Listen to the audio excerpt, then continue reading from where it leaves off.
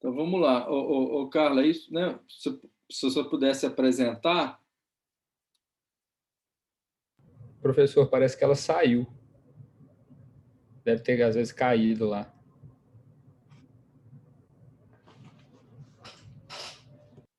Vou esperar, então.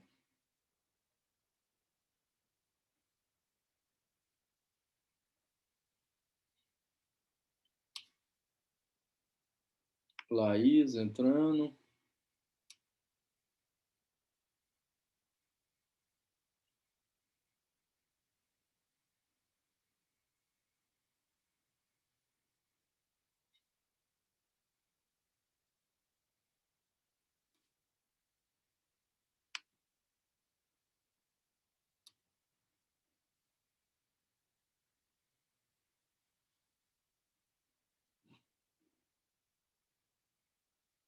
Voltou, Carla?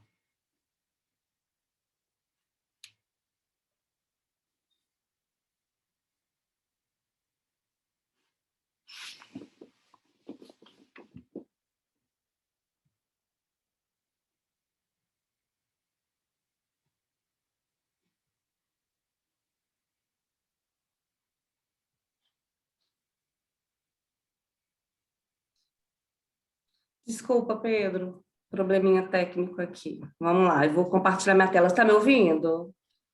Teve um probleminha, né? Mas agora está Sim. tranquilo. Agora eu vou compartilhar minha tela. Aí eu peço você, para você se apresentar assim, da melhor forma que você achar melhor, por favor. Tá. Beleza. Bom, então, pessoal, boa noite. Meu nome é Carla. Fiz uma apresentaçãozinha aqui, leve. A minha formação, né? Formei em licenciatura na Escola Guinhar, na UENG, e atualmente sou mestranda em Ciências Sociais na PUC. Eu escolhi o nome Tecendo Afetos, Diário de uma Docente, porque, na verdade, eu acho que a gente ainda vive nesse constante aprendizado, né? Principalmente para poder acessar as nossas crianças, os adolescentes, que todo dia chega para a gente aí com várias demandas.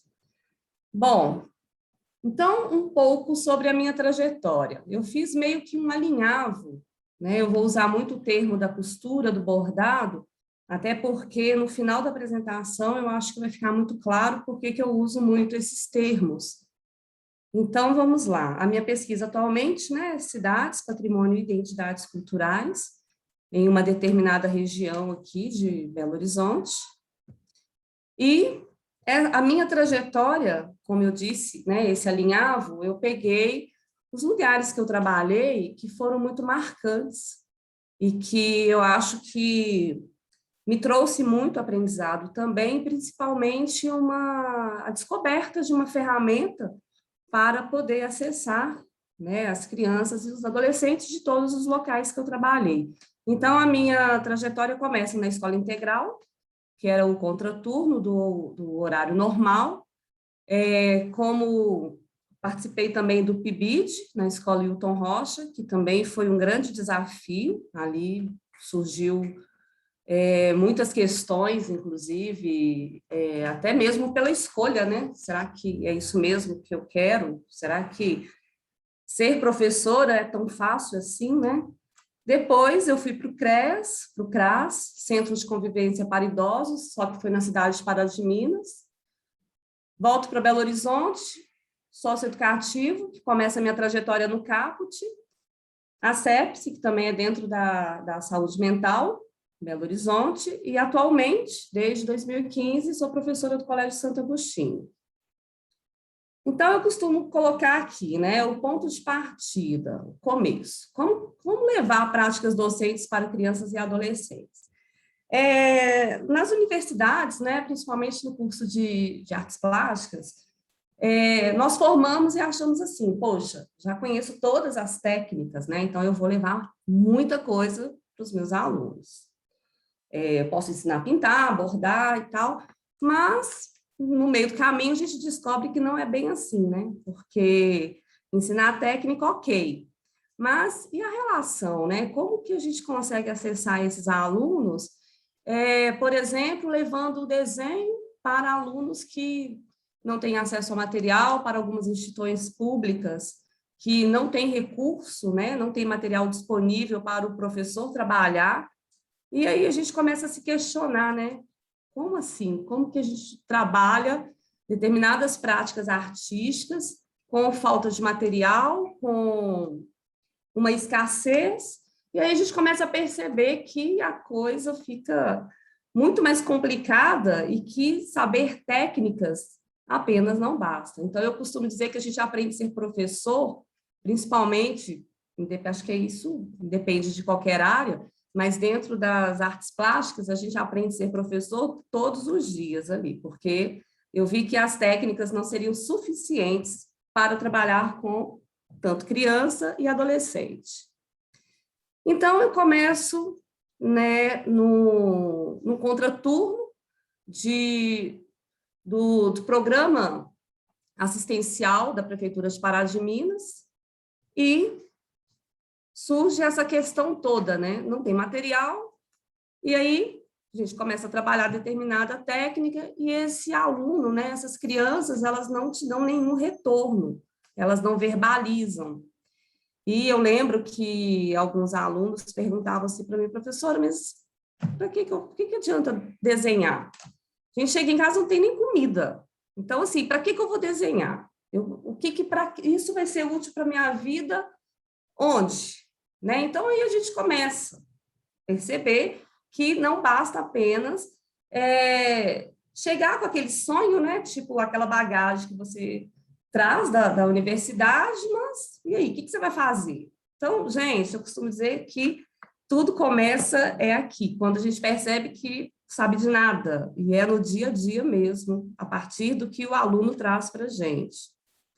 Então, eram crianças, né, em alto índice de vulnerabilidade, e aí eu precisava pensar em algo, até para poder ouvi-los, né? Eu precisava saber, seria importante entender um pouco dessa realidade, que era muito diferente da minha, né? O entorno desse aluno, o que acontecia na vida desse aluno, para que eu pudesse oferecer, trazer uma ferramenta para criar um vínculo afetivo.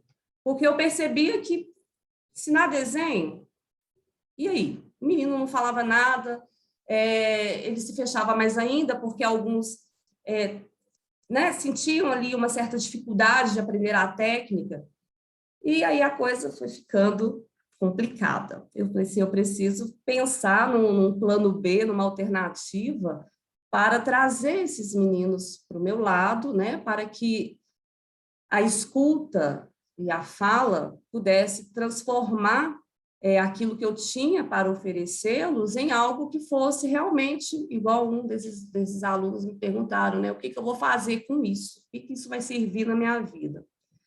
Então, pela ausência do material, né, a gente pesquisava vários artistas para poder pensar assim, poxa, vamos levar um artista referente para ver se esse aluno se solta. Aí nós nos deparamos com a questão do corpo. Nenhum aluno quer se mostrar. Eles passam, né, por essa transição, principalmente alunos de 10, 11 anos, que é que são os alunos, assim, que é a idade que eu trabalho mais, né, que são já chegando mais assim na adolescência, e essa dificuldade de receber, né, aquilo que a gente propunha. Então, esse trabalho aqui foi inspirado no artista plástico Nino Kais, onde eles poderiam se expressar, né, por meio da fotografia, fazendo o que quisesse, né, mas sem mostrar o rosto, porque era uma coisa assim que eles não se abriam a isso, e não eram todas as propostas que nós levávamos, né, que a gente apresentava e que eles recebiam. Então, eu percebi, falei, bom, criar laços afetivos, como fazer isso? Aí surgiu a questão da roda de conversa. Nessa roda, eu percebi o seguinte, que era muito melhor perder 20 minutos de aula para poder escutar. Saber como foi o dia, saber como foi o final de semana, se alguém tinha alguma novidade, algum caso para contar, alguma história, alguma lembrança. Aí eu percebi o seguinte, falei assim, bom, isso foi muito intuitivo no começo, né, gente? Porque aquele aprendizado todo de técnica nesse momento já não estava me servindo para mais nada. Eu falei, bom, então agora vou partir da escuta. E dependendo, né, aquilo que os alunos traziam, eu falei, bom, eu vou ver para qual caminho eu vou. E aí eu percebi que o aluno que direciona o professor, né? Não adianta a gente planejar, eu vou fazer tal técnica e o produto final vai ser tal coisa. Não, gente, nunca é aquilo que a gente planeja. Então, eles trouxeram isso para mim. Então, eu acho que esse foi meu primeiro aprendizado. Roda de conversa, escutar, conhecer um pouco mais da história de cada um. E isso também não era muito fácil, né? Porque aí a gente percebe que cada família ali, cada criança que está ali envolvida naquele núcleo familiar, vem com demandas diferentes. E como trabalhar isso num grupo todo? Uma professora para vários alunos, e como atender essa demanda individual de cada um. Então, esses foram os questionamentos que foram surgindo na minha prática docente.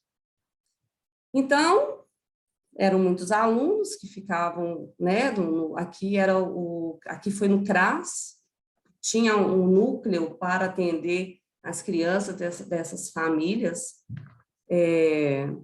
Então, começava a questão da distribuição dos materiais e aquilo que cada um, eu falava assim para os meninos, falei assim, olha,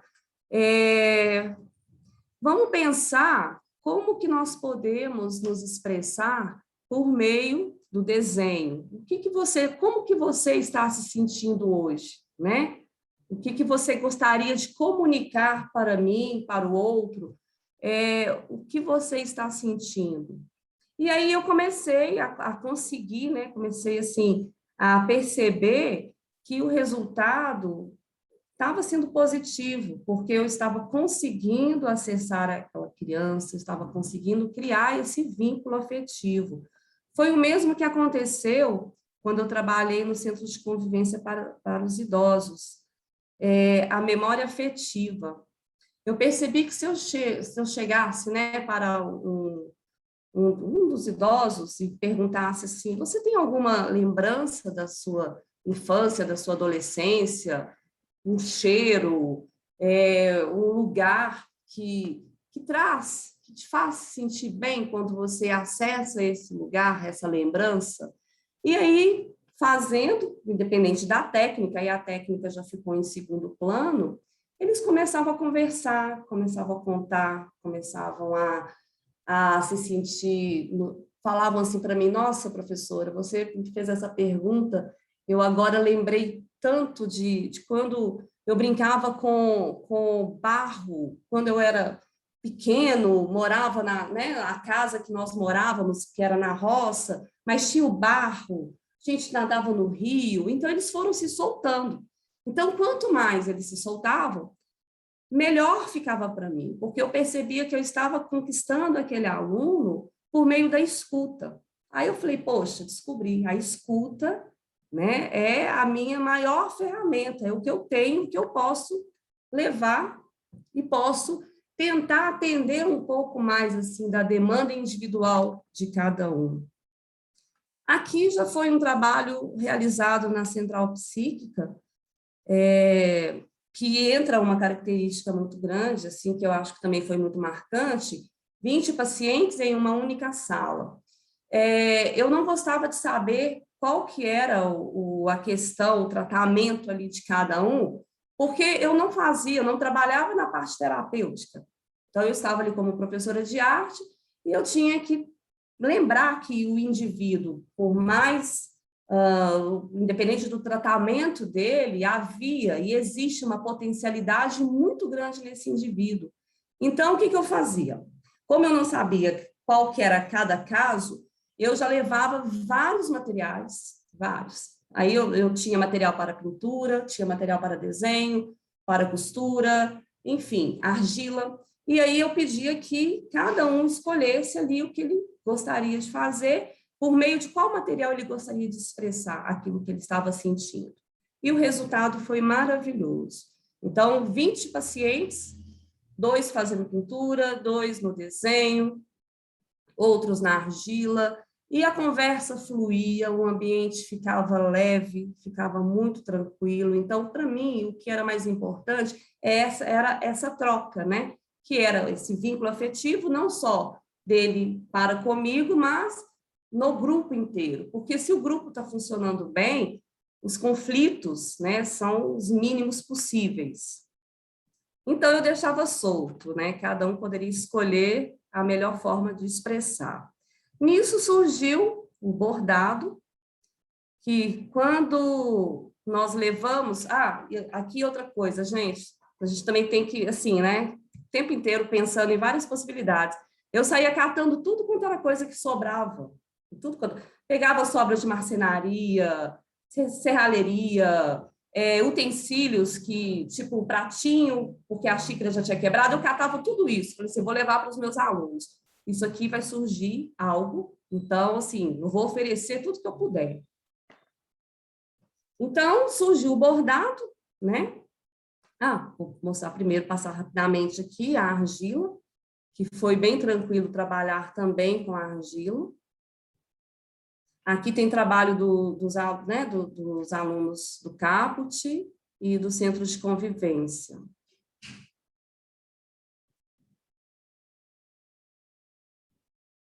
Se eu estiver passando muito rápido, vocês me falam, viu, gente? E aqui, esse trabalho no Caput, nem sei se o Pedro lembra, nós fizemos uma exposição fotográfica, mas aqui foi um dia que eu percebi que os meninos, eles não estavam a fim de fazer nada. Nada, nada, nada. Tipo, vamos desenhar? Não. Vamos pintar? Não. Eles queriam falar. Aí, eu falei assim, bom, então, para eu poder, né, dar a oportunidade dessa fala, eu pedi para que eles escrevessem uma carta para quem eles quisessem, e escrevesse aquilo que eles estavam mais a fim de falar, e não tinha coragem ou não tiveram oportunidade de falar aquilo. Então, nós fizemos uma seleção de fotos, e aí foi muito legal. Eu não tenho mais essas cartas, mas o conteúdo, o teor dessas cartas, alguns escreveram pedindo perdão para a mãe, né, pelo erro que eles haviam cometido, outros para a namorada, outros, enfim, para os conflitos, né, que fazia parte da vida desses meninos. Então, eles escreveram cartas, se desculpando, enfim. As cartas são maravilhosas, uma pena que eu não tenho para poder compartilhar alguma coisa. E aí eu já percebi que os alunos do Você Caput... não tem?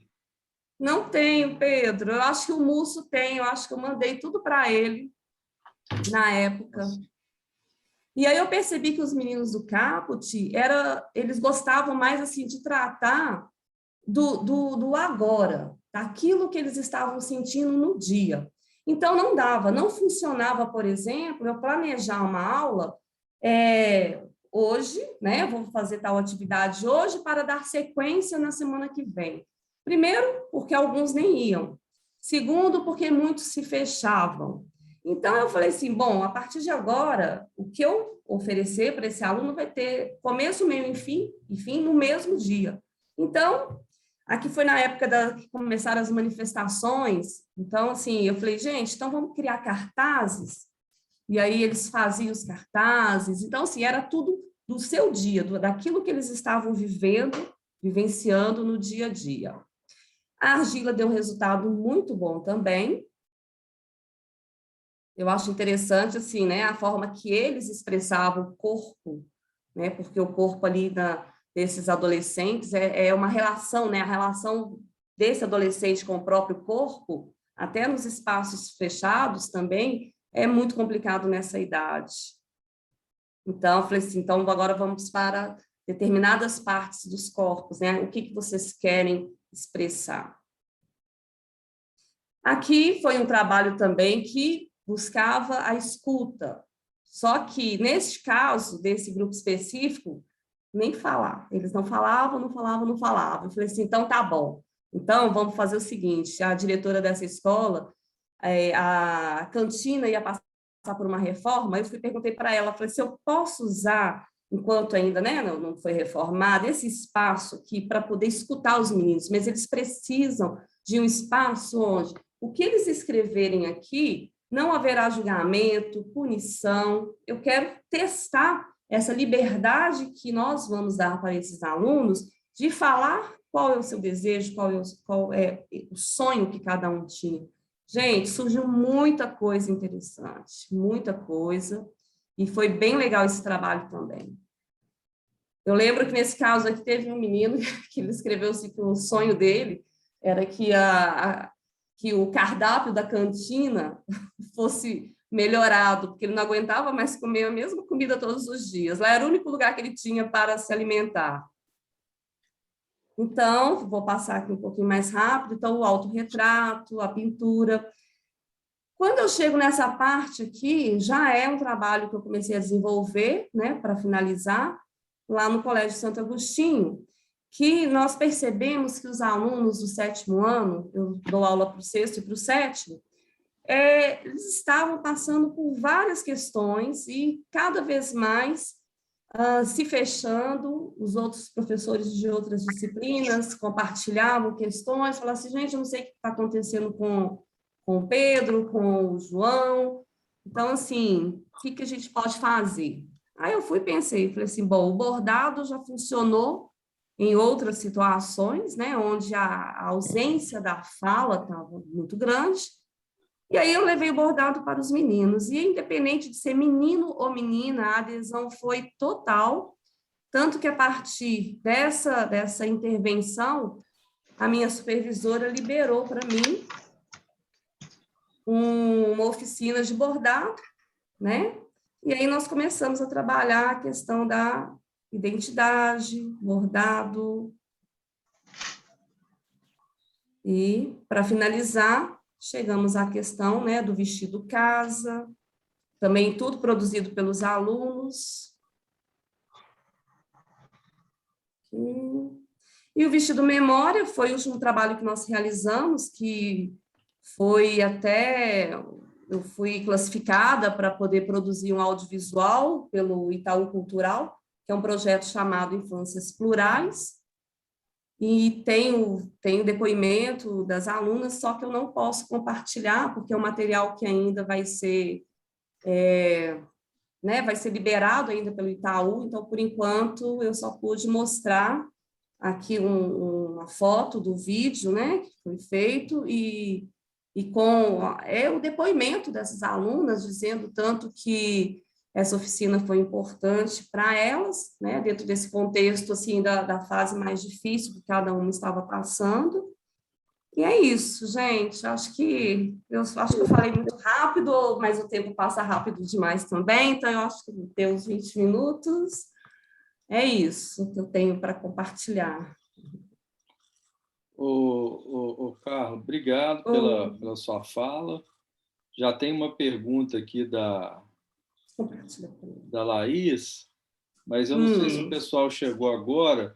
Vamos esperar agora o Felipe apresentar o trabalho dele e aí a gente faz a palavra circular. Pode ser, todo mundo? Claro. Vou passar a palavra agora para o Felipe, por favor. Bem, primeiramente, boa noite a todos. Meu nome é Felipe, eu sou advogado, sou mestrando na UFMG, na Faculdade de Educação, e eu estou desenvolvendo um projeto sobre a orientação do professor Pedro sobre a mediação de conflitos no ambiente escolar. A gente sabe que a educação ela deve tem como premissa, né, ser transformadora por excelência, né, seja por meio da construção de conhecimentos, seja por meio de formação de laços interpessoais dela decorrente, né?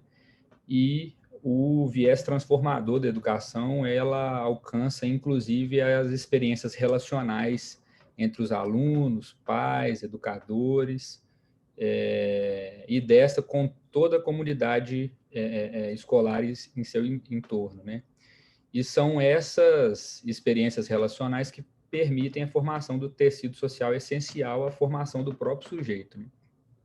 E E é justamente na escola onde diferentes formas de educação, de valores familiares, de culturas, de etnias, de religião, eles se encontram, né? E, obviamente, nesses ambientes, o conflito, que é comum a todos os espaços sociais, também estão presentes e tem sido um entrave histórico aí no processo transformador da educação. Então, eu resolvi pesquisar um problema que eu reputo seja ligado à escassez de métodos eficazes e democráticos para a solução desses conflitos existentes no ambiente escolar, no que se refere a todos os conflitos, né? Um conflito lato sensu, que eu falo, entre alunos e alunos, alunos e professores, professores e professores, professores e pais, e justamente a fim de demonstrar, né, que o problema ligado a essa escassez de métodos, né, eficazes para a solução desses conflitos, o que ele gera para a escola e, consequentemente, levantar hipóteses para enfrentamento dessa questão e em especial, construir uma ferramenta pedagógica para a solução desses conflitos no ambiente escolar, né? A gente sabe também que os conflitos escolares, por se tratar de conflitos que acontecem dentro de um ambiente de relação contínua, né, ele pode se transformar em grandes problemas, né? E aí eu trago a mediação, que é uma ferramenta muito utilizada no direito, como eu disse, eu sou advogado, e eu trago as ferramentas da mediação como um instrumento de resolução de conflitos no ambiente escolar, a fim de administrar esses conflitos de forma construtiva para o fortalecimento dessas relações interpessoais dos sujeitos do processo educacional, bem como ressaltando aí essa questão relativa à pacificação, à democratização da escola e até o caráter pedagógico desse método mesmo, né? Ressaltando também que a adoção de instrumento eficaz para o enfrentamento dessas questões relacionadas aos conflitos escolares, tal como a mediação, ela se faz necessária também sob pena de inefetividade do processo educacional, já que, nesse caso, a educação ela não alcançaria todos os aspectos da vivência humana, né? Inclusive no que se refere à capacitação dessas pessoas à resolução dos seus próprios problemas, né? Então, a ideia é justamente apurar quais são os conflitos existentes no ambiente escolar que impedem a efetiva construção do saber, para que a gente possa analisar como a mediação, como instrumento de resolução de conflitos no ambiente escolar, pode servir, para além da resolução do conflito, como instrumento de emancipação desses sujeitos do processo educacional. E essa emancipação eu falo no seguinte sentido, de emancipar os sujeitos do processo educacional, professores, alunos, pais, a resolverem os seus próprios problemas. No Brasil, a gente tem uma cultura de sempre demandar um terceiro para resolver os nossos problemas. A gente até na própria faculdade de Direito mesmo, é uma crítica que hoje se faz às faculdades de Direito, que nós somos formados para sermos litigantes contumazes, né? A gente nunca nos é ensinado a resolver um problema, mas sempre litigar, levar essa demanda para um terceiro para resolver esse problema. Isso é muito ruim, em todos os aspectos. E acabou gerando uma banalização, assim, inclusive, do acesso ao judiciário. Por qualquer coisa, hoje as pessoas demandam o judiciário, e cada vez a gente é mais dependente de um terceiro para resolver o nosso problema e não conseguimos resolver esses problemas que, em tese, poderiam ser resolvidos por nós mesmos. Então, isso faz parte, obviamente, do desenvolvimento pleno da pessoa humana. Em vários países, como Japão, Estados Unidos mesmo, as crianças já são treinadas a resolver esses problemas desde cedo, na escola mesmo, não através de programas específicos de mediação, mas através de diálogo mesmo, que é a essência da mediação. E o ambiente escolar, obviamente, ele se apresenta como um espaço de socialização e muitas das vezes as partes não conseguem resolver esses próprios problemas, a maioria das vezes, né? E aí é justamente nesse momento que se torna necessário fazer uma intervenção adequada para que essa situação conflituosa ela não se agrave e não se torne um ato de violência, né? nem todo conflito, obviamente, é sinônimo de violência, mas a gestão inadequada desse conflito ela pode se transformar em um ato violento. Então, é importante o desenvolvimento dessa capacidade para tratar do conflito na escola, né, como um elemento que faz parte do cotidiano da convivência humana mesmo, né, e extrair do conflito a melhor parte dele, que é justamente aprender como resolver esse conflito, né? E para que seja resolvido esse problema relacionado aos conflitos escolares, né, e se obtenha um resultado esperado com a efetiva estabilização desse problema, é necessário uma compreensão mais ampla dos conflitos no ambiente escolar e uma abordagem mais específica. Então, a ideia aqui do trabalho seria adaptar as técnicas de mediação para o ambiente escolar, que é um ambiente peculiar, obviamente, né? E ressaltando aqui que, no que se refere à gestão inadequada ou inabilidade de manejar esses conflitos, na escola, isso tem uma peculiaridade muito grande no que se refere a uma progressiva escalada do conflito, que resulta num círculo vicioso de ação e reação, onde cada ação se torna mais severa do que a ação anterior que a procedeu e cria uma nova questão e ponto de disputa e assim sucessivamente. Então, se você não estancar o problema desse conflito na hora certa, né, isso só vai se degradando cada vez mais, vai piorando, né? Um aluno tem um conflito com o outro tem uma resposta mais severa, esse primeiro tem a tréplica mais severa ainda e assim por diante. Então, pensar e estudar uma forma adequada para a solução desses litígios, visando a efetiva estabilização desse problema, é essencial para a manutenção e melhoria das interações nas escolas e na sociedade mesmo. E o conflito, no direito nós estudamos a teoria do conflito, né? E o conflito ele não pode ser visto somente sob o ponto de vista negativo. O conflito ele tem que ser visto também sob o ponto de vista positivo, né? Ele tem algo positivo no conflito. Então, o posicionamento daquele que assume a existência do conflito e transforma esse conflito na oportunidade de aprendizado, ela é muito mais efetiva do que aquele que nega a existência do conflito e, consequentemente, vai ter que lidar com essa manifestação violenta do conflito, que é tão conhecida por violência escolar mesmo, né? Então, o desafio aqui seria encontrar a forma de administrar esses conflitos de forma construtiva, para que os envolvidos eles possam aprender e crescer com essa experiência. E aí, nesse contexto, as técnicas de mediação, muito utilizadas na área jurídica, elas se apresentam como uma alternativa de resolução de conflitos no ambiente escolar. A mediação ele é um procedimento voluntário, né, consensual, flexível, que envolve a participação das próprias partes na solução do conflito, através de um terceiro, que seria o mediador, que atua de forma neutra e imparcial, obviamente, criando um ambiente colaborativo para que as partes envolvidas nesses conflitos elas possam dialogar produtivamente e construir uma melhor solução para esse problema, estabelecendo aí um ponto de equilíbrio. Então, por isso que a gente enxerga o conflito como sendo possível, inclusive, de fazer no fazer pedagógico mesmo, sabe? E as técnicas de mediação, elas podem ser utilizadas aí para promoção dessa colaboração recíproca, evitando aí a quebra dessa relação e tudo. Nas escolas, obviamente, né, na mediação há uma quebra aí do paradigma em relação a esse conflito, né? E o seu enfrentamento de forma conjunta e dialógica, né, através do diálogo e tudo, ele visa promover o respeito às diferenças,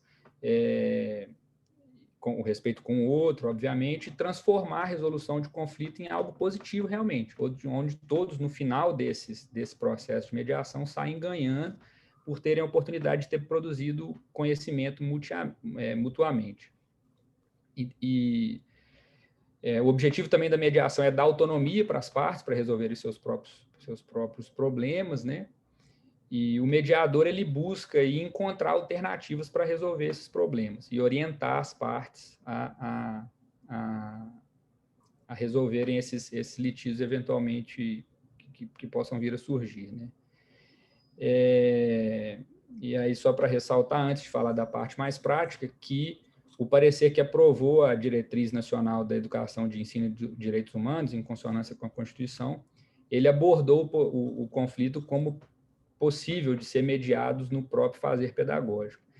Então, a ideia aqui, né, e esse é o ponto, né, que se faz necessário, é o desenvolvimento dessa proposta pedagógica direcionada à aprendizagem diante dos conflitos interpessoais, que não enfoque simplesmente a resolução do litígio, mas o desenvolvimento das relações interpessoais, a aprendizagem, a autonomia, já que os conflitos, se eles forem bem trabalhados, né, eles podem servir como desenvolvimento de indivíduos socialmente mais responsáveis, e assim por diante. Então,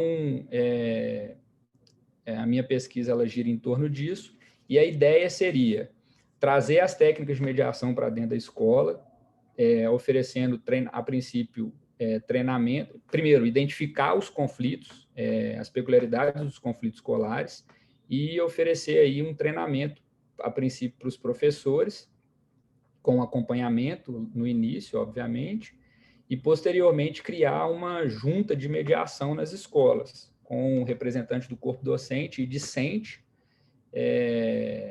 onde os conflitos que acontecem, né, que chegam a conhecimento dos gestores da escola, eles são direcionados a esse comitê aí de mediação de conflitos, que vai ter o representante tanto dos professores quanto dos alunos mesmo, e aí lá esses conflitos são tratados, né, através de técnicas específicas de mediação para evitar isso e criar, consequentemente, alunos socialmente mais responsáveis e que, com o passar do tempo, obviamente, eles vão conseguir resolver seus próprios problemas e diminuir essa demanda mesmo. Então, seria a ideia é implementar essas técnicas de mediação, a princípio acompanhadas, treinar esses professores, fazer essa junta, implementar essa junta de mediação em uma determinada escola, a princípio como experiência, né? E, posteriormente, até elaborar uma cartilha com um fluxograma, inclusive, do processo de mediação, como é que funciona, como é que são as primeiras abordagens e tudo, para que essa cartilha possa orientar outras escolas a criar mecanismos, né, para a construção do seu próprio processo de mediação, bem como no que se refere ao gerenciamento desses conflitos. Então, basicamente, seria isso. Trazer o conflito, apresentar o conflito sob a perspectiva positiva que ele tem, e treinar os educadores, a princípio, né, para administrarem e manejarem esses conflitos, e, posteriormente, os próprios alunos também, né, serem capazes de resolver os seus próprios problemas. A ideia é basicamente isso.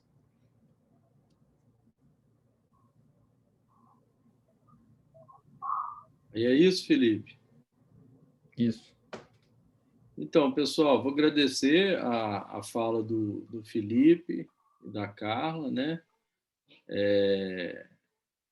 Então, vamos abrir agora para as perguntas, os comentários, as dúvidas que vocês teriam interesse de fazer para os dois palestristas.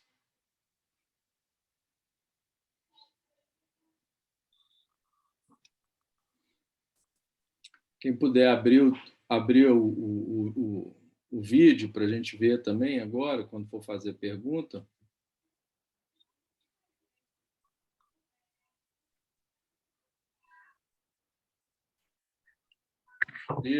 Dá para me escutar?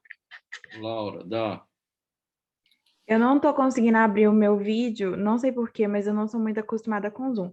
Mas a minha dúvida, na verdade, é uma dúvida em questão de formação e um pouco que eu refleti quando a Carla estava falando. Eu sou da área da pedagogia, eu estou no 2º período, indo para o 3º. E quando ela, tipo, apresentou aquelas propostas artísticas, ela falou, eu percebi uma reflexão que eu já vinha pensando há alguns dias, que é realmente sobre como a formação nossa no curso, ela é muito afastada das realidades sociais, às vezes. Que a gente discute muita coisa que envolve a questão da inclusão, de você ter que diversificar a atividade para aplicação, só que na hora da prática, na hora de você desenvolver práticas, é um processo que está muito longe da realidade. E uma coisa que eu percebi quando ela falou foi sobre como isso, às vezes, quando a gente está no início da graduação em pedagogia, a gente estuda a questão da arte, a gente vê, assim, propostas que são muito pouco aplicáveis a diversas realidades. Às vezes, numa realidade de uma escola particular que, assim, tem muita disponibilidade, recursos, você consegue, tipo, expressar aquilo e levar de um jeito que consiga ter práticas aproveitáveis, mas em outras realidades é uma coisa muito distante. Eu queria saber como que a gente pode aprimorar isso, como você conseguiu, assim, desenvolver o processo para chegar naquelas práticas, ter aquelas ideias e conseguir tornar o processo mais inclusivo.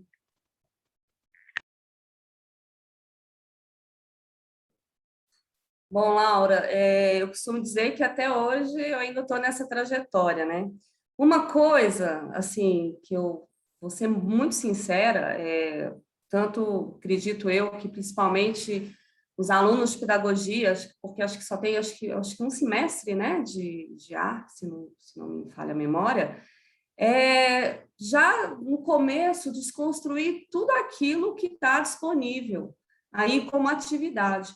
Porque, por exemplo, nas novas metodologias ativas, que foca trabalhar com as habilidades necessárias para a formação do aluno, mas dentro dessa premissa, né? O que eu vou ensinar para o aluno, o que ele vai levar para a vida.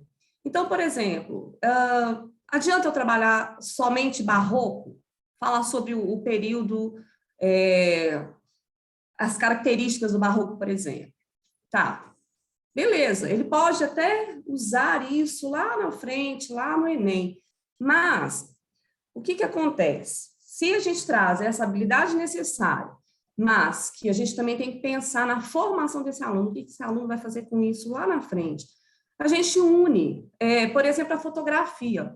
Pelas características do barroco, como que eu poderia produzir uma fotografia hoje, contemporânea? Então, por que eu estou te falando isso? Essa descoberta toda, né, que eu tive foi tudo assim na questão partindo da escuta deles, tá? E a questão, por exemplo, como produzir atividades, né, e recursos, tanto em instituições que têm verba para materiais e outras não. É pensar no agora, é pensar assim, o que eu posso fazer de diferente. Então, assim, não é fácil, isso é um processo que a gente ainda, né, todos os dias a gente vai elaborando, mas o menino vai direcionando, o aluno ele vai direcionando isso. Então, não adianta mais, assim, seguir aquilo que nós tínhamos, né, como referência de atividades anteriores, porque hoje não é mais essa realidade. Então, assim, a questão de recurso, eu posso te falar, assim, com toda certeza, é o mínimo possível, assim, para se pensar em atividades onde esse aluno, né, onde a gente possa levar informação, conhecimento para o aluno. Foi claro, assim, o que eu te respondi? Foi sim, inclusive, dentro do que você falou, é muita questão, assim, que hoje em dia a gente, acho que, não só na minha formação, a gente precisa pensar muito em processos que envolvam outras maneiras de arte, né? Porque a gente está muito acostumada com as convencionais. A gente está acostumada com as épocas artísticas que caem em vestibular, que caem no Enem, mas a gente não envolve outras práticas, a gente está acostumado a ignorar tudo aquilo e achar que tudo que foge do convencional, tudo que foge da arte supervalorizada é feio, não vale a pena estudar. Exato. Então, assim, o que eu posso te dar como dica, e eu acho que isso, para quem é da área, tanto da pedagogia quanto da arte, né, principalmente se for lecionar as artes visuais, é pensar aquilo que já aconteceu, né, de períodos artísticos, aquilo que é necessário que esse aluno possivelmente ele vai usar lá no Enem, se for, por exemplo, eu já fiz questões para Enem, eu já peguei, muita coisa não é nem necessária. Mas, assim, para você pensar numa atividade, numa prática diária, dentro principalmente das metodologias ativas, pega o passado e linka com o que pode ser feito hoje. E hoje a gente, acho que né, a maioria dos alunos, mesmo que seja um celular com o recurso mínimo, é possível produzir algo, produzir um vídeo curtinho. Então, assim, é sempre linkar aquilo que já foi estudado de uma forma muito fechada, né? E trazer para a experimentação. Então, assim, guarda essa palavra, a experimentação. O que eu posso proporcionar para esse aluno? Ou até mesmo devolve isso para o aluno. O que você pode fazer? Igual, por exemplo, quando eu propus, né, que eles produzissem fotos com características do barroco. Eu acho que esse aluno nunca vai esquecer né, as características do barroco, pode ter certeza, porque ele vivencia isso. E o próprio aluno, quando você coloca ele na linha da investigação, de solucionar o problema, ele vai encontrar algo que o resultado final, né, a gente chama de produto final, fica muito mais interessante do que aquele quando a gente pega essas atividades prontas aí do passado, propõe. Então, assim, pensa sempre nisso, aquilo lá de trás e o que pode ser linkado com o contemporâneo hoje, dentro da linha da experimentação para o aluno. Espero ter respondido. Bacana, Carla.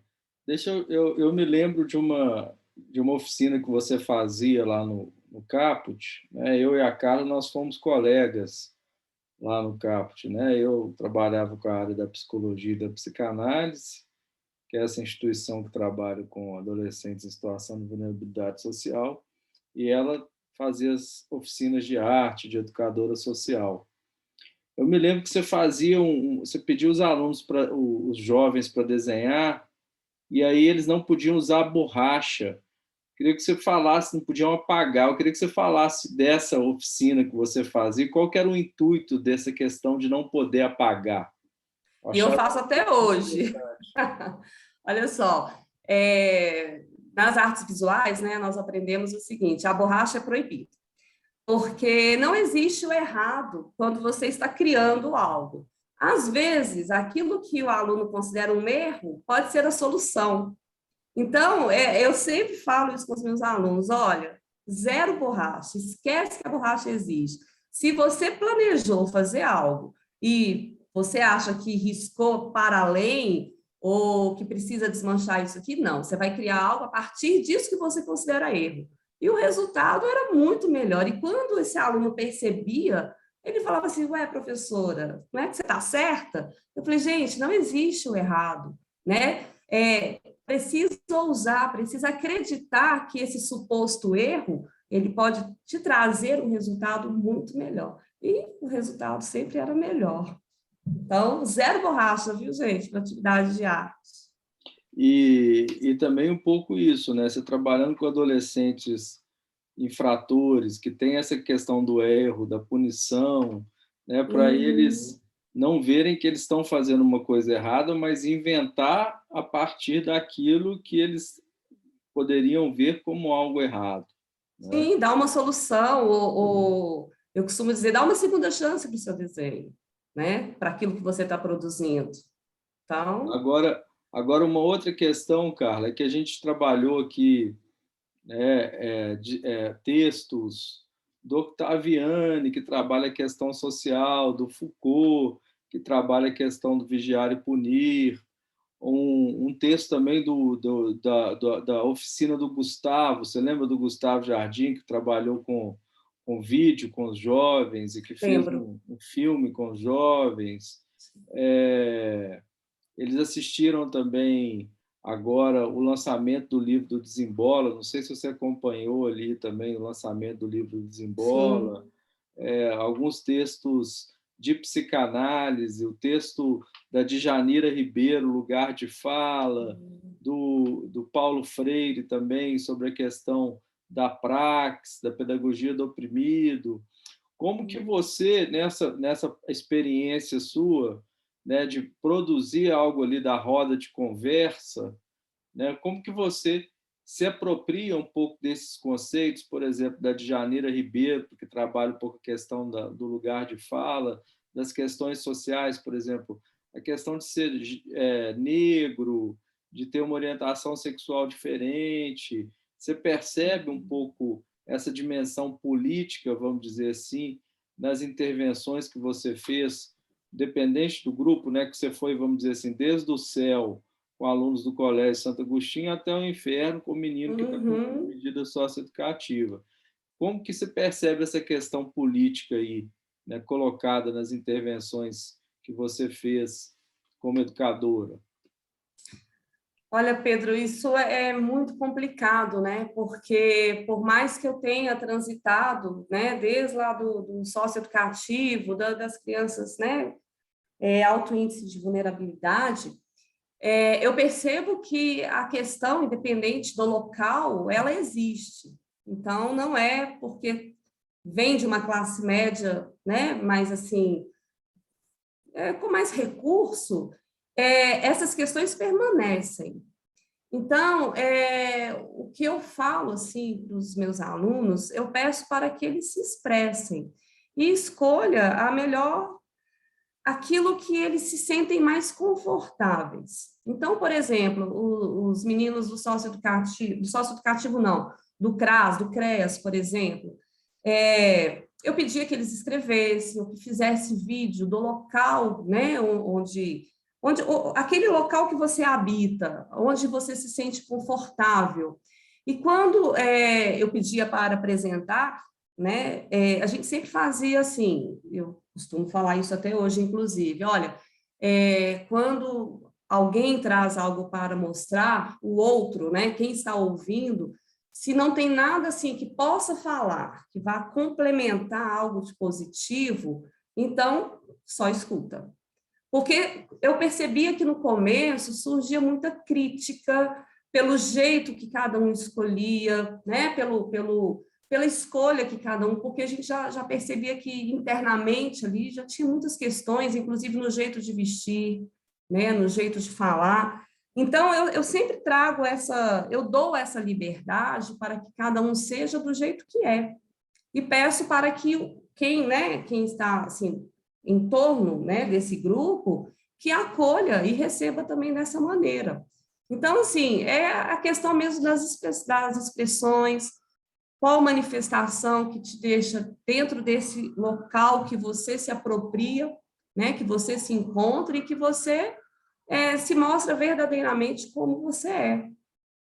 É a liberdade, é o respeito do grupo, sabe? Então, isso para mim é algo que eu deixo bem claro logo no meu primeiro contato com o grupo, seja de um local ou seja do outro. A questão de receber e de acolher a forma que cada um tem de ser e que se encontra e que é o seu local de fala. Seria isso. Bacana. Tem mais, gente? Alguma pergunta para os dois?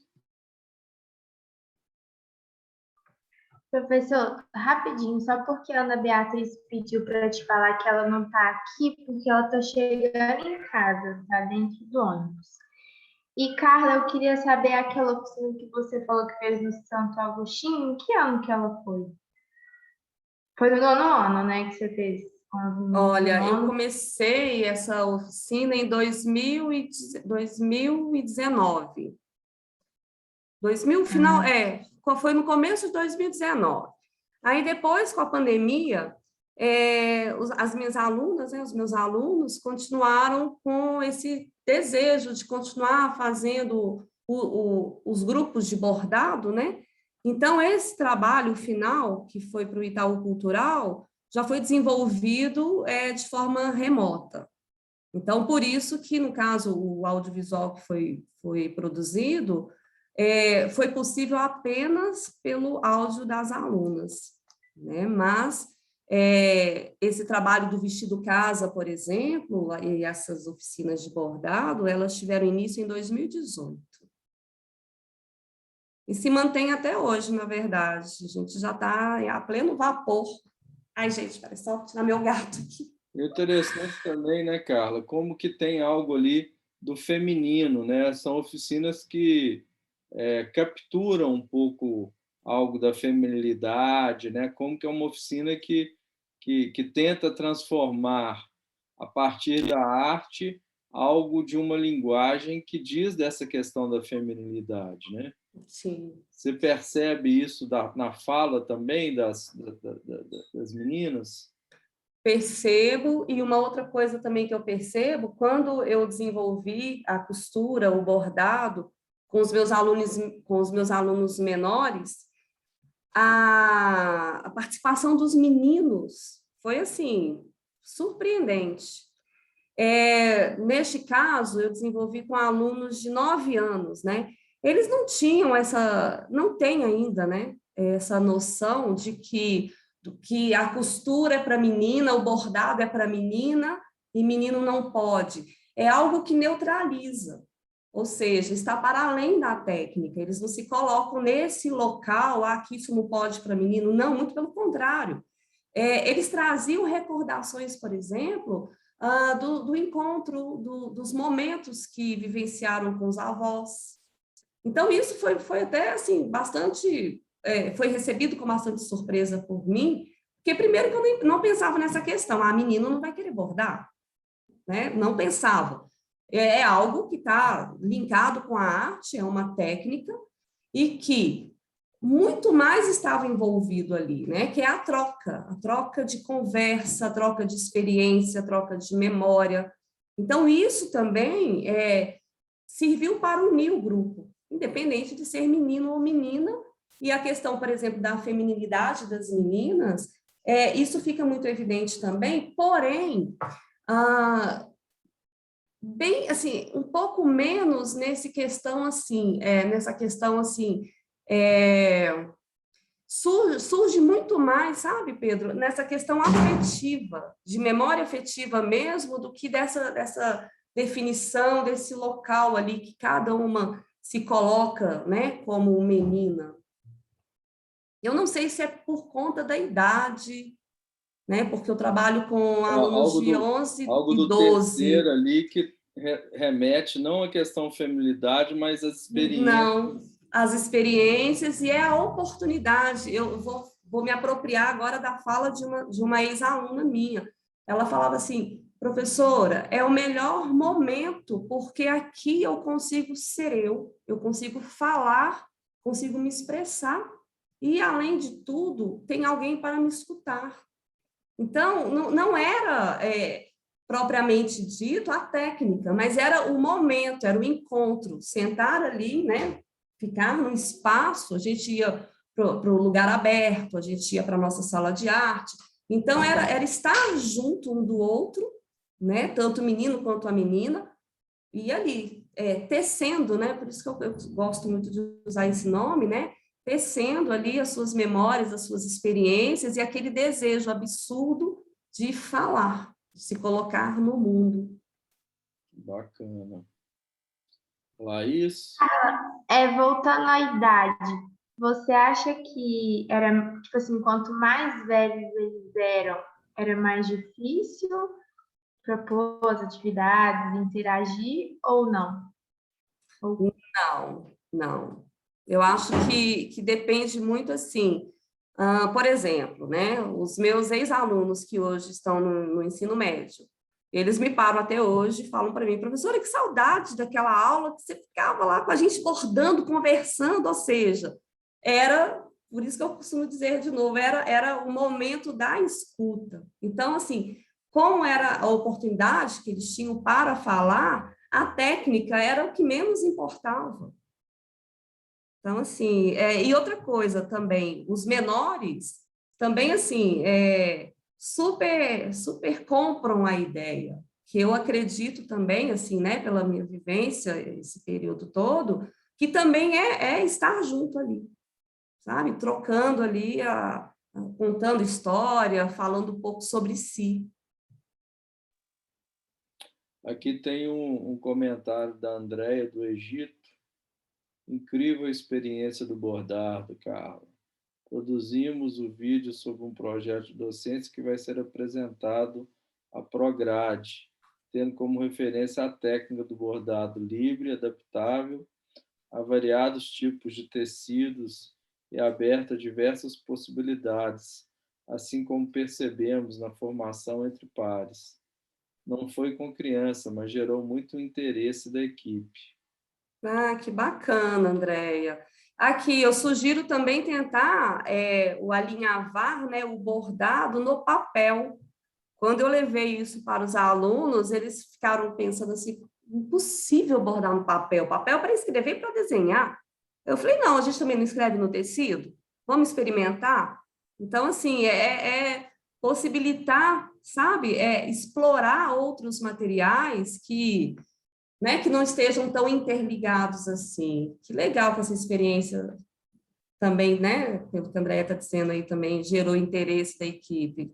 Desejo sorte. Vou passar agora para o Felipe. Felipe, queria que você falasse um pouco mais da questão da intervenção. Como que você pensa esses aspectos da intervenção? Bem, a ideia é realmente, primeiro, identificar o conflito, né? Esses conflitos que chegam até as coordenações, até os professores, obviamente, e depois colocar as partes que estão em conflito para conversar com o mediador, numa sala, né? Um ambiente específico para isso, e restabelecer o diálogo entre essas partes envolvidas nesse conflito, ou 2, ou 3, ou 4 pessoas, e aí iniciar esse processo de mediação realmente, né? Restabelecendo o diálogo e fazendo com que os envolvidos nesse conflito possam entender o porquê que o conflito foi gerado, qual é a melhor forma de resolver, e expor isso tudo, né, para todos eles, né, como se fosse uma aula realmente sobre o que aconteceu, o porquê que aconteceu aquele conflito e como resolver aquele conflito para que ele não ocorra novamente.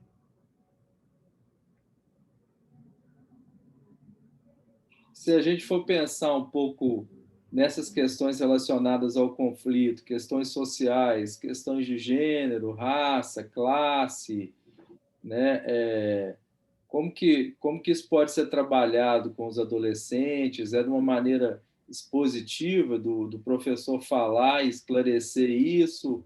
Ou é um lugar de escuta? A gente vai escutar cada aluno, né? Porque a gente não fala partes, não, né? Partes é muito jurídico, né?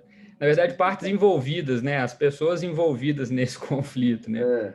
É o hábito mesmo de falar de parte, porque eu trabalho com isso. Mas a ideia é ser algo expositivo realmente e poder se tornar até alguma coisa propositiva, né? Por exemplo, eventualmente pode surgir um conflito relacionado a gênero, né? E aí a discussão, obviamente, sobre o gênero não ficar adstrita a esse conflito especificamente que se gerou essa questão do gênero, mas ampliar o debate talvez para a instituição toda, talvez fazer alguma oficina sobre isso, alguma coisa nesse sentido para consciência. É mais um movimento de conscientização do que de convencimento, né? Acho que a gente não consegue convencer uma pessoa numa sessão de mediação de por que ela não deve fazer aquilo, mas a gente consegue conscientizar essa pessoa de que aquilo que ela faz não é legal, né? E você tem algum caso que você conseguiu, vamos dizer assim, solucionar o conflito? Alguma intervenção que você já fez? Na verdade, nas escolas ainda não, né? Eu estou começando agora, mas na prática da advocacia, vários, né? Eu até brinco que os problemas escolares, eu reputo que eles sejam muito parecidos com os problemas familiares, porque acaba que a escola tem essa mesma peculiaridade dos problemas familiares, né? Que são problemas relacionais, obviamente, de uma convivência contínua, né? Então, nas mediações familiares, por exemplo, que eu participo, 99% das vezes o casal, por exemplo, ele não consegue nem olhar um para a cara do outro, obviamente, e com as sessões de mediação, 1, 2, 3, 4 sessões de mediação, o diálogo já vai restabelecendo naturalmente, eles já vão... E várias vezes, inclusive, há reconciliação.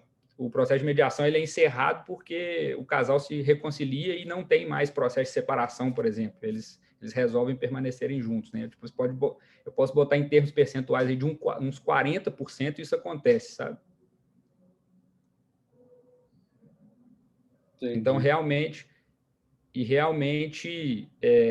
o caráter pedagógico da mediação ele deve ser muito ressaltado, porque nos finais desses processos de mediação, o que as partes mais ressaltam como principal fator do processo de mediação é justamente o aprendizado, né? Acaba aprendendo muito sobre o problema em si e como resolver o problema também, né? Eu acho que toda vez que você passa por um problema e consegue resolver ele, você aprende como resolver e como não passar por esse problema novamente, né?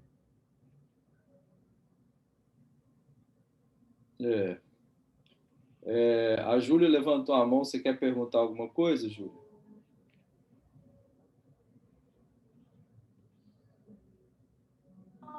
Na verdade, eu queria fazer um comentário, porque eu consigo identificar como que o trabalho da Carla, ele capacita a proposta de mediação do Felipe.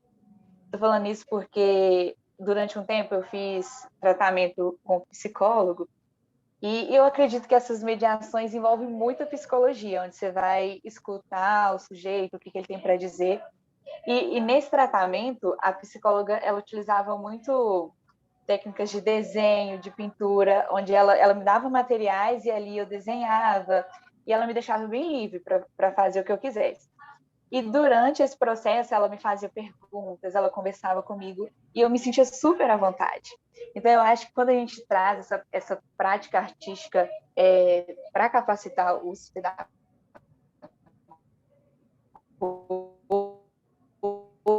educadores, a gente mais à vontade para falar, para expressar o que ele está sentindo, e também sobre não prender, não limitar o desenho sobre o que você falou da borracha, né? É algo que a gente tem até aprendido muito nas nossas aulas de arte, porque eu, por exemplo, tinha muito preconceito com desenho, que eu não sei desenhar. E a professora falava, Júlia, desenha o que você quiser, não desmancha, demonstra o que você tem. E eu acho que isso cria uma identidade, né? Tipo, se eu desenhar com as técnicas do meu colega, vai ficar muito igual, vai ter aquela muita perfeição. Então, não foi eu que fiz, não é algo meu, da minha identidade. Então, eu acho que isso ajuda muito. Por exemplo, estar numa reunião onde um adolescente ele tem problema com violência, então ele cria um desenho que para você é nada a ver, mas que para ele tem um significado. Ele desenha o pai de cabeça para baixo, por exemplo. Às vezes não vai significar nada, mas às vezes significa aquele ponto-chave essencial para o educador resolver o problema dele. Às vezes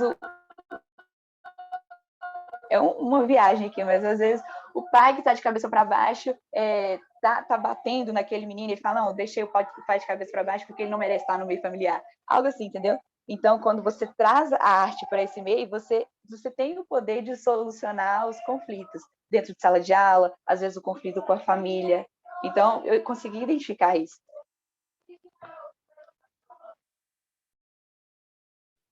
Bacana, Júlia. Júlia, desculpa, Pedro, eu empolguei aqui com a fala da Júlia, porque eu vou só fazer uma complementação aqui. Por isso que o espaço de criação tem que ser muito democrático, né? Então, assim, uma coisa que você falou aí, a questão quando você está desenhando, de ver o trabalho do colega, eu vivencio isso até hoje. Porque uma coisa que surge, principalmente no adolescente, é não valorizar a sua produção artística. Então, quando eu elogio, eu falo assim, professora, você está doida? Como você acha esse negócio que eu fiz aqui feio demais? Eu falei assim, gente, mas feio por quê? Não foi você que fez? Você não expressou toda a sua vontade, o seu desejo de fazer esse desenho? Você não tem que fazer o desenho para ficar bonito. Você tem que fazer aquele desenho que você quis fazer e ponto, e está tudo bem. Então, tem muito disso. Quando você fala, né, de ser um espaço também para a resolução de conflitos, eu acho que, a partir do momento que, quando nós levamos várias possibilidades de criação, eu acho que entra muito nisso também, sabe? A pessoa, o aluno ali, ele ter o seu desejo de escolha, de se manifestar e de se expressar, é muito disso, porque quando nós chegamos para dar aula, e aí a gente já impõe uma determinada coisa para fazer, eu não vejo isso como uma possibilidade, uma potencialidade de uma criação artística. Então, eu acho que o espaço tem que ser muito democrático, tem que ser muito aberto para essas experimentações, e quando você tiver seu aluno lá, Júlia, e esse aluno falar assim, professor, esse desenho está horrível, você fala assim, meu filho, está maravilhoso, e você pode fazer muito mais, quantas vezes você quiser. Então, tranquilo. Legal. E tem também, Júlia, você está lembrando um pouco isso, né? Isso o Freud ele chamou muita atenção, né? Porque a gente deve olhar para o desenho da criança assim como a gente tem os sonhos, né? Ou seja, quando a gente sonha e o nosso sonho ele é repleto de significados, né? O Freud ele vai mostrar como que esses significados eles seguem uma determinada lógica que ele vai chamar de condensação e deslocamento, né? O desenho de uma criança, o nosso próprio desenho também, ele também tem significados, né? Significados de repressão, eles têm uma linguagem. Então, o educador ele tem que ser capaz de conseguir interpretar os desenhos, e a arte funciona muito de uma maneira muito melhor para isso do que, vamos dizer assim, um processo educativo formal, né? Um cálculo matemático, um problema de física, né? Então, a arte ela tem essa capacidade, vamos dizer assim, de catalisar, né? Acessar o inconsciente com muito mais facilidade, e os conflitos, as dificuldades daquela pessoa que desenhou vão aparecer no papel, como se fosse um sonho mesmo, né? Daí é importante a gente lembrar do texto de um psicanalista inglês, né, que é o Winnicott, que ele vai falar, né, o brincar e a realidade, a importância do brincar com relação à construção da realidade, né, os jogos lúdicos, né, a importância dos jogos lúdicos para começar a trazer as questões relacionadas às representações e a capacidade que o sujeito vai ter para entrar na linguagem, ou seja, uma série de mecanismos ali para fazer com que a gente consiga acessar o inconsciente desses sujeitos e interpretar esse inconsciente deles, né, a partir da relação com o outro. Tem uma fala aqui da Iris Ottoni, né, obrigado aos palestrantes, gostaria de saber o que acham da pedagogia da praxis defendido por Paulo Freire no âmbito de alunos que não possuem recursos financeiros e não veem na arte um futuro econômico financeiro. Muitas vezes não têm acesso aos museus, cinemas e teatros, etc., e não se sentem pertencentes a esses locais. Há alguma proposta de visitação a esses ambientes como forma de incentivo? Alguém pode falar? Vamos lá. Iris, né? Boa noite, Iris. Bom, vou começar aqui do final. A questão da proposta de visitação a esses ambientes, né, como forma de incentivo. Existe sim, tá? Infelizmente, no Brasil, é uma questão cultural, né, gente? É uma pena as crianças, né, de baixa renda, enfim, não terem esse acesso, né, a museu e tal. Mas isso depende, como eu já disse, é cultural, mas só para eu não me perder aqui, existe um convênio, tá, da prefeitura, das escolas municipais, junto aos museus. Então, assim, o que acontece, eu acho que acho não, tenho certeza, né? É mais a questão, assim, interna da escola, da instituição. Não sei se existe verba, antigamente tinha, tá? Então, eu não posso falar com total propriedade agora dessa verba que a escola possui para levar os alunos às visitações. Então, o CCBB tem, todos aqueles museus ali no entorno da Praça da Liberdade, tem sim, tem, inclusive, um agendamento que faz com o próprio educativo, o educativo recebe os grupos, dá todo o apoio, o acesso, né, nas mediações, inclusive preparam atividades para que esses alunos façam pós-visitação. Então, é só se informar, né, no caso das escolas, como que seria essa questão da logística e do transporte. A outra coisa, a outra pergunta, deixa eu só puxar aqui, que ela fez a questão, de não ver, né, infelizmente, essa questão desse futuro econômico, né, principalmente, vou falar no caso da arte. Quando um aluno, porque isso já aconteceu algumas vezes, o aluno fala assim, mas quem faz arte, né? O que dá para viver da arte? Eu lembro para esse aluno que a arte ela está em tudo, né? Tanto que nós buscamos desenvolver projetos interdisciplinares com outras disciplinas. Então, arte e ciência, arte, por exemplo, arte e física, ciência, biologia. Então, por exemplo, nós temos artistas, por exemplo, o Palatinic, que está dentro da arte cinética e dá para fazer um ótimo trabalho junto com o professor de ciências, por exemplo, professor de física. Então, eu sempre faço, né, levo para esse aluno que a arte está em todas as outras disciplinas. Então, é buscar fazer trabalhos interdisciplinares com outras disciplinas para que eles percebam que está toda ligada ali. Inclusive, por exemplo, a questão de que os meninos gostam muito de videogame.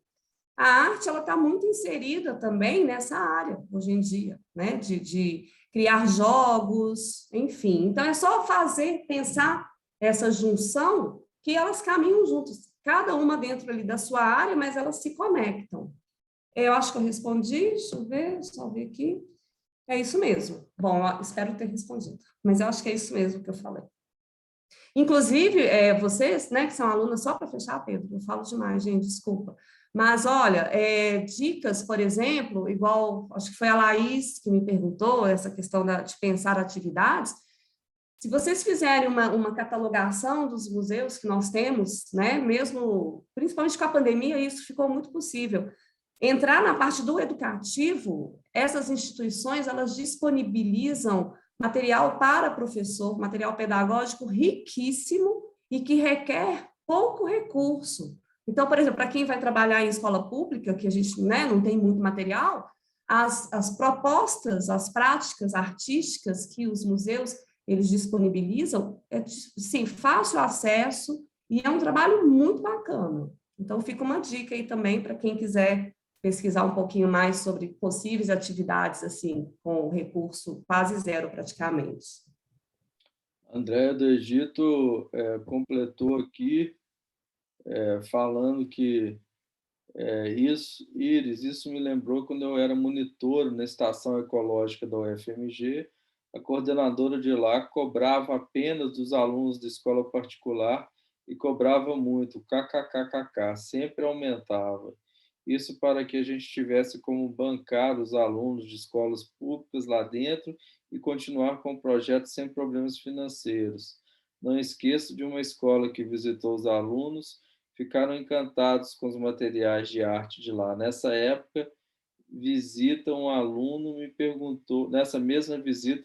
perguntou quando eu pagava para estudar no FMG. Me marcou demais. Isso aí. Alguém, gente, vamos perguntar mais alguma coisa para o Felipe, porque ele está ficando triste aqui. Gente, e se deixar, eu falo até amanhã, viu, gente? Não me deixa falar mais, não. Não me pergunta mais nada, não. Tô brincando.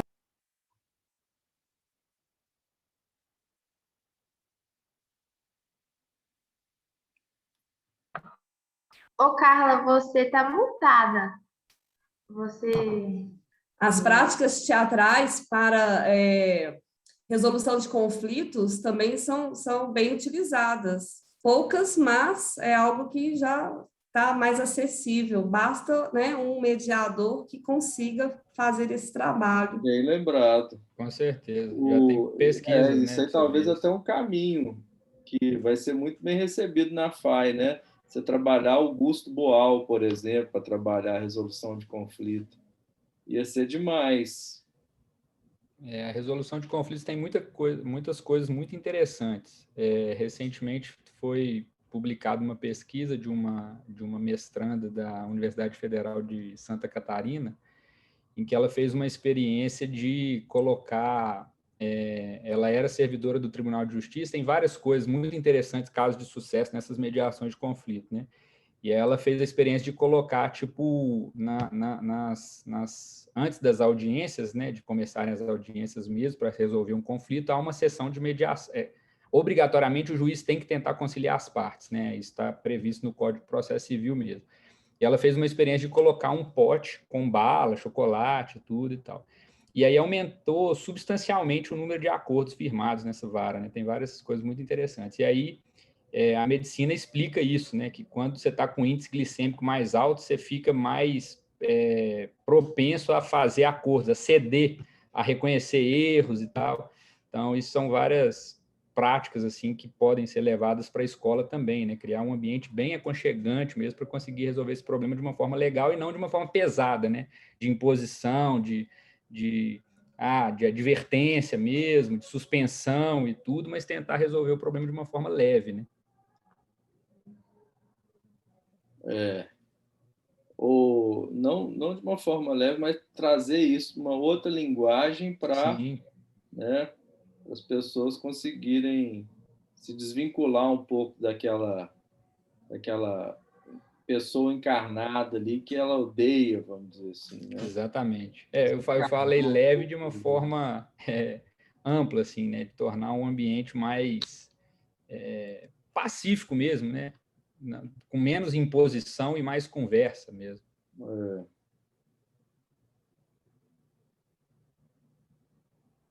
Gente, então vou agradecer, né? Vou agradecer aqui a fala da Carla e do Felipe. Esse foi o último dia de aula, tá? Então, o último dia de aula a gente não teve uma prova, a gente teve uma palestra. Vou reforçar aqui o que eu já falei com vocês, né? Os alunos vão fazer um fichamento aqui da palestra de vocês, tá? Vão anotar e vão entregar para mim. Dizer também que tem uma autoavaliação que deve ser feita de 0 a 10 da participação de vocês. E dizer, né, que foi um prazer escutar um pouco a prática da Carla, né, que já tem uma prática bem, mais ou menos aí uns 10 anos, né, Carla, já trabalhando aí como educadora, né? E mais ou menos isso. Eu comecei ainda na própria Guinhar, né? Segundo período, o segundo semestre de faculdade, eu já comecei nos estágios. Não perdi tempo, não. E como é que está a Guinhar? Está tendo aula online lá? Qual que é a situação da Guinhar? Está remoto ainda. Ainda. E o Felipe, que está fazendo essa pesquisa sobre esse assunto, né? E, embora ele não tenha assim, uma familiaridade ainda com os conceitos da educação, ele está aberto aí para entender um pouco como que o campo da educação vê um pouco essas questões da resolução de conflitos, né? E então agradecer a vocês dois pela disponibilidade, pela aula que vocês deram. Alguém tem mais algum comentário, gente?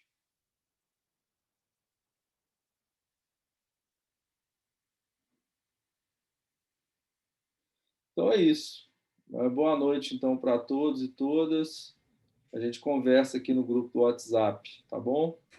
Boa noite, gente. Obrigada, Pedro, pelo convite. Felipe, prazer conhecê-lo.